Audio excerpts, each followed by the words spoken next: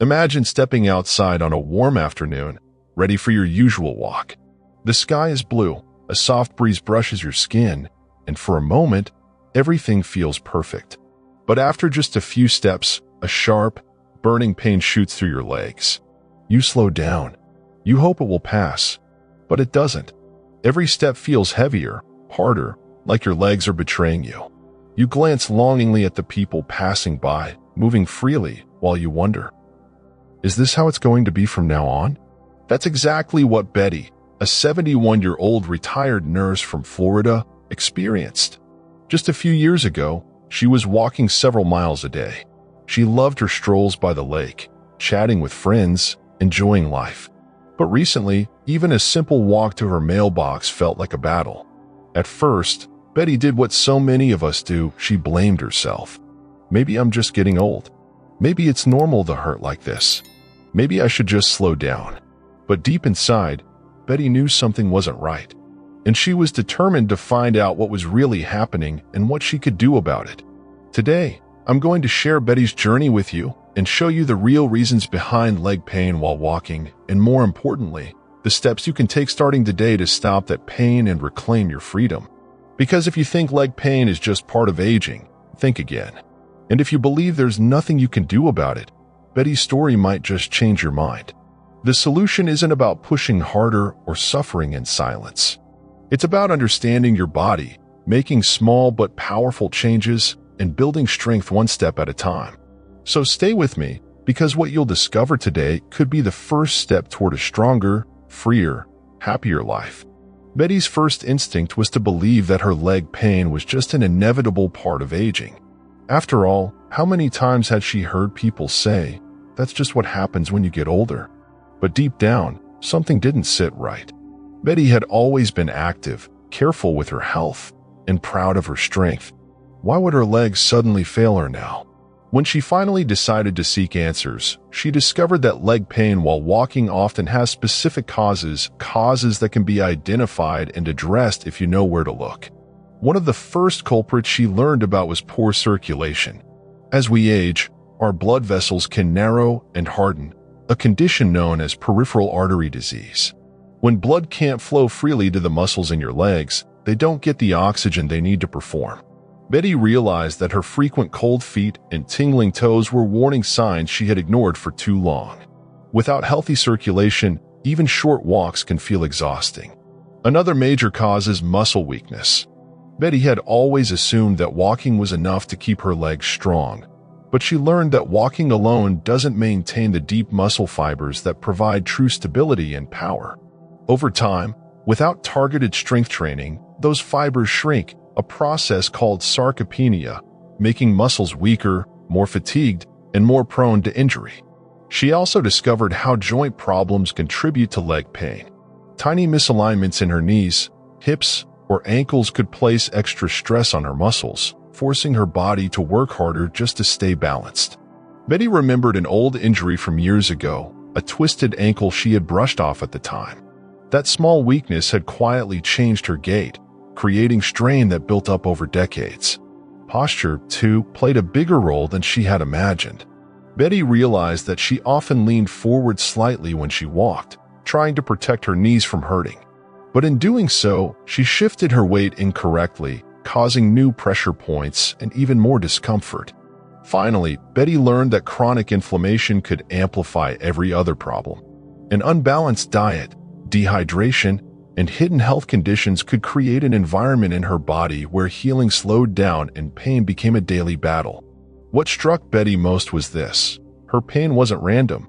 It wasn't something she had to just accept. It was her body sending signals, asking for help. And for the first time in months, she felt hope. Because if these causes could be identified, they could also be addressed, step by step. And that's exactly what Betty set out to do. The first step Betty took on her journey back to strength was perhaps the simplest, and yet one of the most powerful. She had to get her blood flowing again. Her doctor explained that when circulation is poor, muscles in the legs don't receive the oxygen and nutrients they desperately need. Without fresh blood, muscles cramp faster, tire sooner, and ache more deeply. Betty realized that all those afternoons spent sitting in her favorite armchair, reading for hours without standing, weren't harmless. They were quietly starving her legs. But she also learned something incredibly hopeful. Even tiny movements can spark major improvements in circulation. Betty began with small, almost effortless actions. She made it a rule to stand up every 30 minutes, no matter what she was doing. If she was reading a book, she would stand up at the end of each chapter and march gently in place for a few seconds. When watching TV, she would get up during every commercial break and take a slow walk around her living room. She didn't stop there. While sitting, she would flex and point her toes, roll her ankles in slow circles, and stretch her calves by gently pushing her feet against the floor. It wasn't about breaking a sweat. It was about reminding her legs that they were still needed, still alive. At first, Betty felt a little silly. Could such small movements really make a difference? But after just a few days, she noticed something subtle yet remarkable. Her legs no longer felt as heavy in the mornings. The dull, constant ache started to fade. She found herself able to walk a little farther without stopping. Every time she stood up, every ankle circle, every tiny march, it was like adding one drop of oil to a rusty engine. Over time, those drops added up, and her legs started to move more freely again. This habit of frequent, gentle movement became Betty's new normal. It didn't interrupt her day, it enhanced it. She felt more energized, more aware of her body, and more optimistic about her future. Most importantly, Betty understood now, motion is medicine, and the more consistently she moved, the more she was giving her legs the care and life they needed to heal. With her circulation improving, Betty felt stronger, but she also knew that strength wasn't just about blood flow. It was time to rebuild her muscles, too. Once Betty had reawakened the circulation in her legs, she realized something deeper. While better blood flow made her legs feel lighter, real strength, the kind that would carry her through parks, grocery stores, and family gatherings, needed to be rebuilt from the inside out.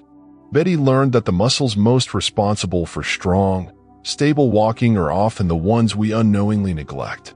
The quadriceps in the front of the thighs, the hamstrings behind the thighs, the calves, the glutes, and even the small muscles around the ankles, all of them work together like an orchestra.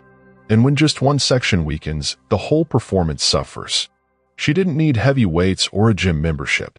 Betty's strength training took place right in her living room, using nothing more than a sturdy chair and her own body weight. Each morning, after sipping her coffee, Betty stood behind her chair and performed simple movements. She slowly lowered herself into a half squat, as if sitting down onto an invisible bench, then rose back up.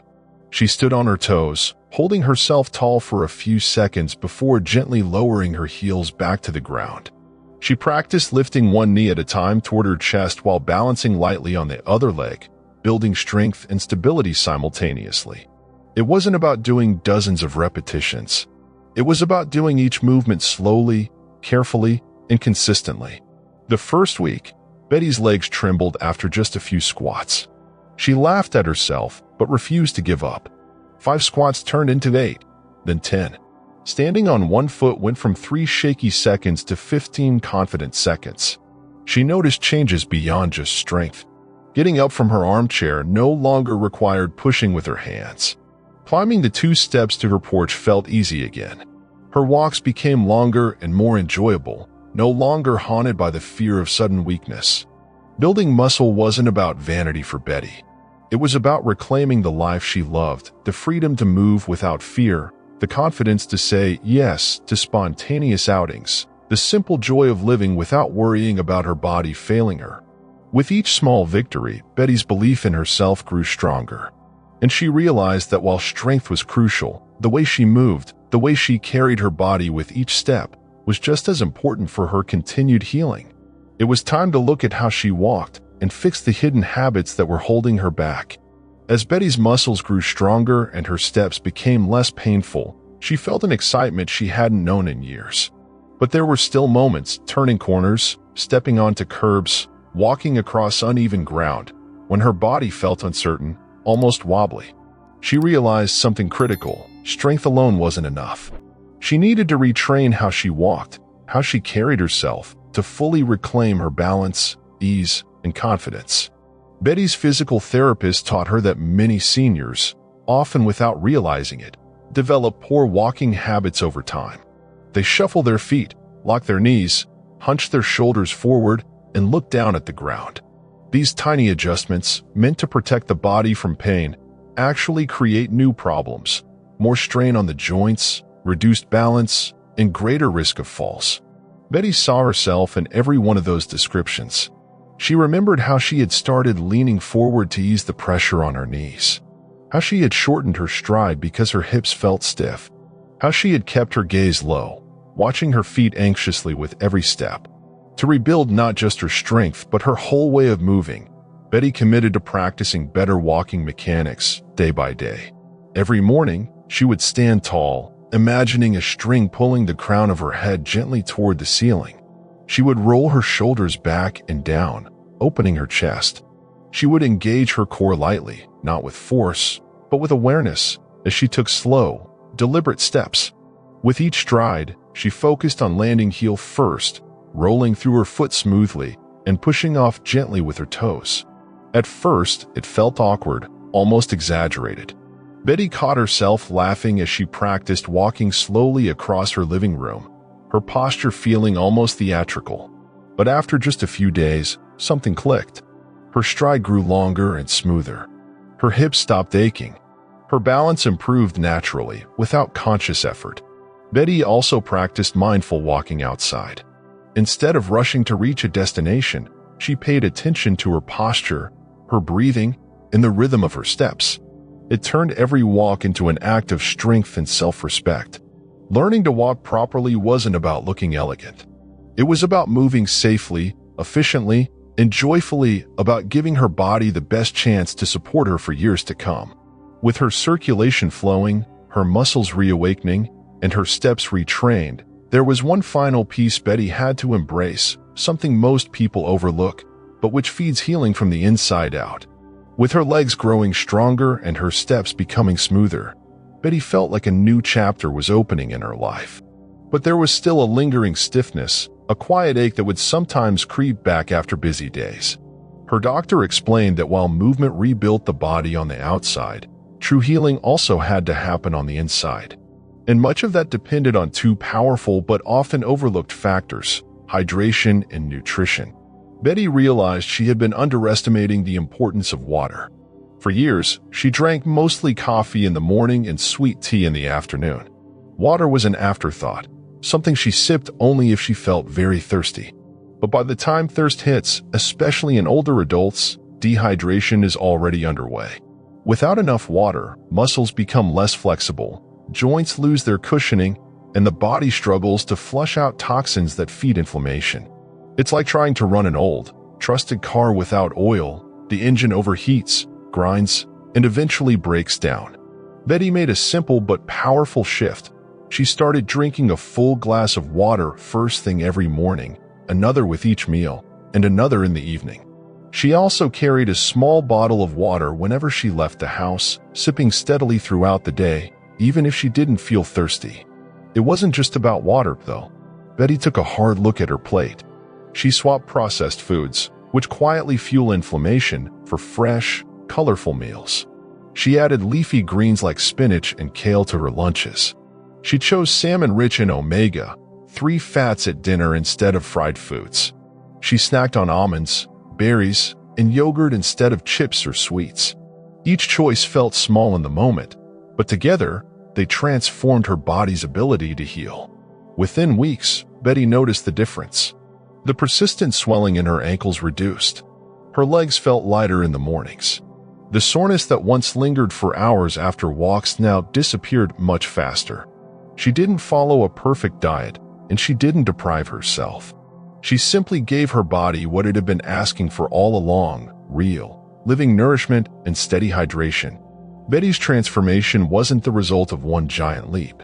It came from hundreds of small, loving decisions, each sip of water, each healthy meal, each mindful movement. And now, standing stronger, walking freer, and living without fear, Betty realized the truth. Her best years weren't memories to look back on. They were ahead of her, waiting to be lived with strength, grace, and joy. If you're still here with me, it tells me something powerful about you. It tells me that you still believe in your strength. It tells me that you're not ready to surrender to pain, to fear, or to limitation. Today, you walked alongside Betty, a woman who, like so many, faced the frightening question, is this how my life will be from now on? And you saw how she answered that question, not with despair, but with small, courageous steps. Betty didn't heal overnight. She didn't find a magic cure. She found hope in the little things, standing up a few more times each day, gently rebuilding her muscles, walking with pride and purpose, nourishing her body with real food and steady hydration. And with every small victory, she rebuilt not just her legs, but her spirit. Imagine yourself 6 months from now. Picture waking up without dread, stepping out of bed with strength and ease. Picture walking down your driveway, across the park, through your favorite store, not as someone limited by pain, but as someone moving freely, proudly, alive. That future isn't just possible. It's waiting for you. It's already inside you, waiting for your yes. Because pain is not the final word. Strength can be rebuilt. Freedom can be reclaimed. Joy can be rediscovered. And it all starts with simple choices, the kind of choices you've already begun making just by being here, just by learning, just by believing that change is possible. If this message touched you today, I would be honored to walk further with you. Subscribe to this channel for more real-world tips and encouragement. Like this video if it gave you even a spark of hope. And leave a comment below. Share your story, your struggles, your victories. You never know who might find strength through your words. Your best years are not behind you. They're not lost. They're right in front of you, full of steps you still have the power to take, full of memories you still have the chance to create, full of life that's waiting to be lived. And today, you just took your first step toward them.